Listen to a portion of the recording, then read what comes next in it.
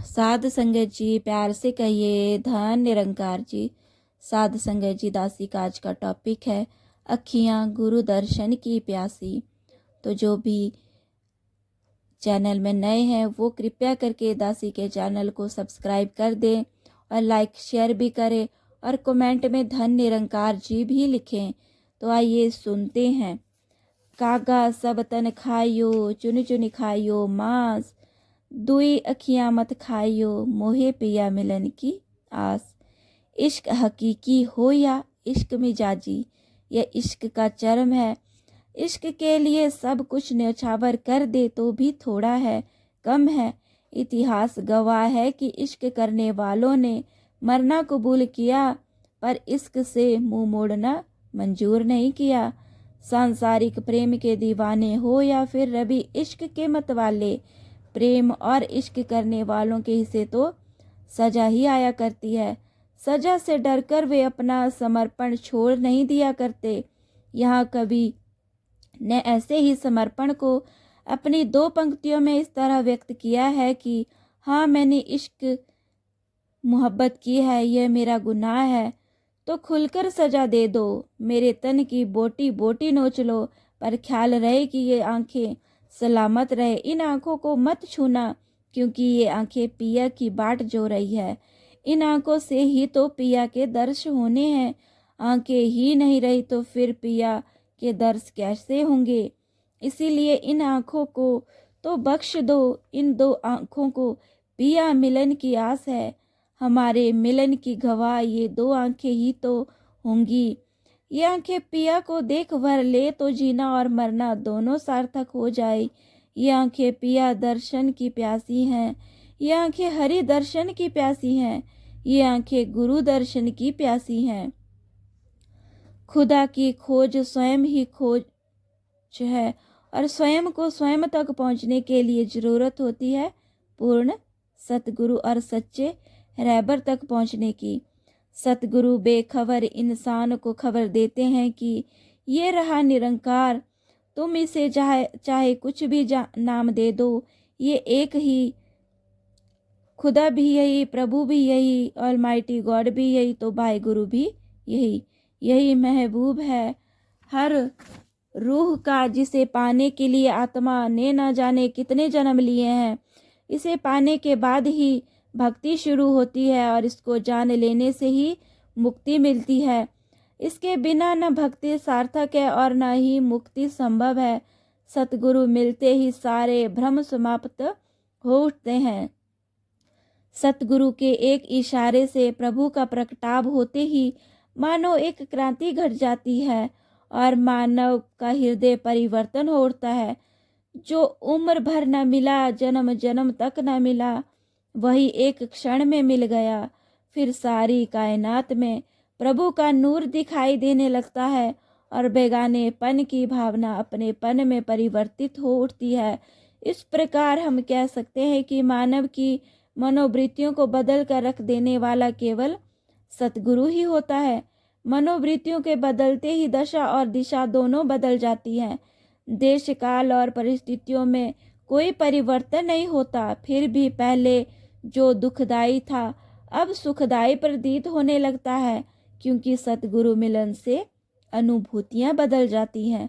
सतगुरु पूर्ण संत हुआ करते हैं। कबीरदास जी ने ऐसे ही मायातीत महापुरुषों के लिए संत शब्द का प्रयोग करते हुए कहा है, सब घटी मेरा साइया, सुनी सेज ना कोई, भाग तिन्हू का हे सखी, जिही घटी पर घट होई। जिस घट में प्रभु प्रकट होता है, निश्चय ही ऐसे घट की शरण को पा लेना भाग्य की बात है। गोस्वामी तुलसीदास जी ने भी तत्वदर्शी महात्मा को संत का दर्जा देते हुए कहा है, ऐसे संतों के दर्शन से पाप टल जाते हैं।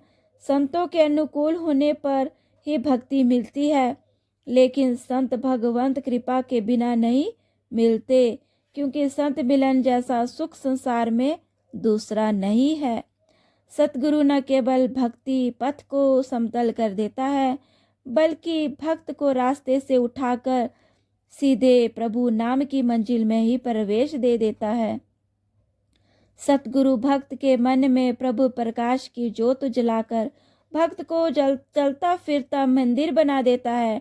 68वें वार्षिक निरंकारी संत समागम में सतगुरु बाबा हरदेव सिंह जी महाराज ने यही बात इस तरह दोहराई थी। महापुरुष कहते हैं कि हम जीवंत हो जाए, हमारे जीवन को जीवन मिल जाए, हमारे दिल की धड़कनों को सच्ची धड़कनें मिल जाएं, तो प्यार के तहत धड़क रही है ऐसी धड़कनें हर दिल को मिल जाएं, इसी कारण ही दिल मंदिर बन जाए। यह मंदिर तभी बनता है जब हृदय में प्रभु को बसाते हैं, हृदय में प्रेम को बसाते हैं, हृदय को प्यार से सजाते हैं, संवारते हैं।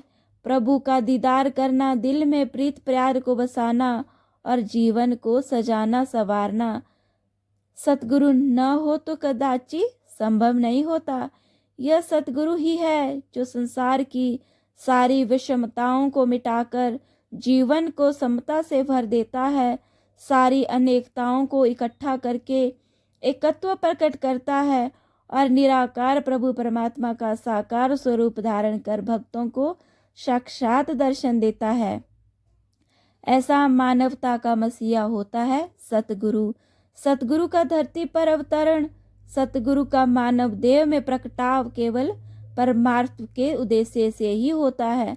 बाबा अवतार सिंह जी महाराज द्वारा विरचित अवतार वाणी के पद संख्या 67 में सतगुरु के आगमन का स्पष्ट संकेत है। सतगुरु आउंदे दुनिया उत्ते सारे ही संसार लई, सतगुरु आउंदे दुनिया उत्ते केवल पर उपकार लई, सतगुरु आउंदे दुनिया उत्ते दुनिया दे उद्धार लई, सतगुरु आउंदे दुनिया उत्ते एके दे प्रचार लई।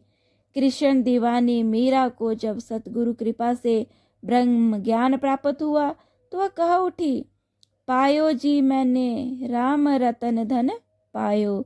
राम रतन धन के प्रदाता सतगुरु को 3 लोकों का नायक और 3 देवों का एक स्वरूप कहा गया है। 3 लोक को नायको सतगुरु इसको नाम, और गुरुर ब्रह्मा गुरुर विष्णु गुरुर देवो महेश्वरा गुरुर पार ब्रह्म तस्मै श्री गुरुवे नमः।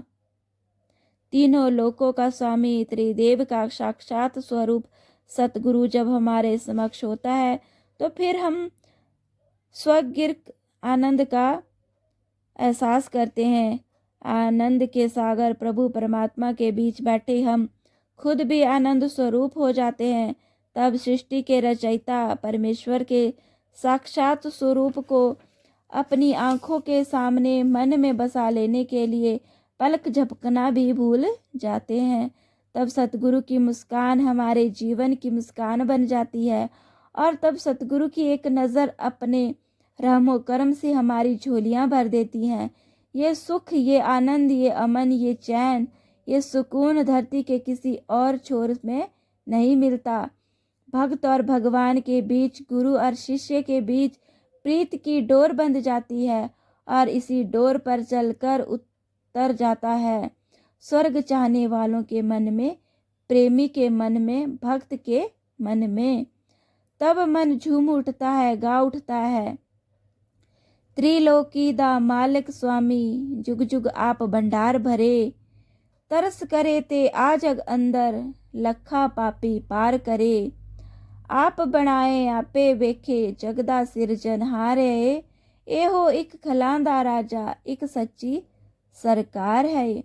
ऐसे नु परनाम ने मेरे, ऐसे नु आदेश सदा। अवतार गुरु ए मरे न जम्मे जुग जुग इको वेश सदा। अवतार वाणी के शब्द नंबर 30 में ये लिखा गया है। परम तृप्ति और परम आनंद की अवस्था पाकर भक्त फिर गुरु की स्तुति करते नहीं थकता और उसकी चाहना होती है कि सतगुरु की मूर्त उसके मन मंदिर में सदा बसी रहे। अवतार वाणी पद संख्या 108 इस तथ्य की तस्दीक करता है। गुरु दर्शन दा फल है बड़ा मनु पाक बनांदा ए। गुर चरणां दी धूड़ी पाके मन मैला धुल जांदा ए। जेड़ा गुरु दी संगत करके यश हरि दा गहला ए। निरंकार दे महला दा ओ जन ही भाग्यशाली अंदर लेकर आए। सुनिए जेकर वचन गुरु दा, कननू लज्जत मिलदी ਏ।